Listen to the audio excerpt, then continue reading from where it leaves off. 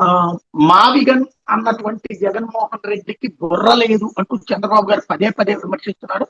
తాజాగా అనంతపురం జిల్లా యాకిడిలో పర్యటించిన సందర్భంలో నీటి భద్రత సాగునీటి సంఘాల బాధ్యత కార్యక్రమంలో ఉపన్యాసం సందర్భంగా కూడా అదే మాట్లాడుకొచ్చారు. వర్షపు నీటి విలువ రాయలసీమ రైతులకు బాగా తెలుసు. గతంలో ఇంకుడు గుంతలు పంట కుంటలు తవ్వించాం. ఎన్టీఆర్ జలసిరి నీరు మీరు నీరు ప్రగతి తీసుకొచ్చాం. మైక్రో ఇరిగేషన్ లో దేశంలో నెంబర్ 1 గా ఉన్నాం. రాయలసీమలో 63% పంటలు మైక్రో ఇరిగేషన్ కిందకి తీసుకొచ్చాం.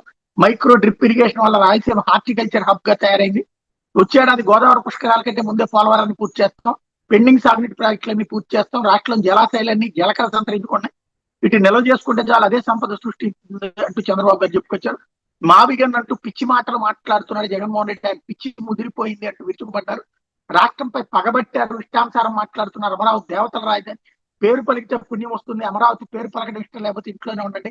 రాష్ట్రానికి ఒకే రాజధాని, అది అమరావతి అంటూ స్పష్టం చేశారు.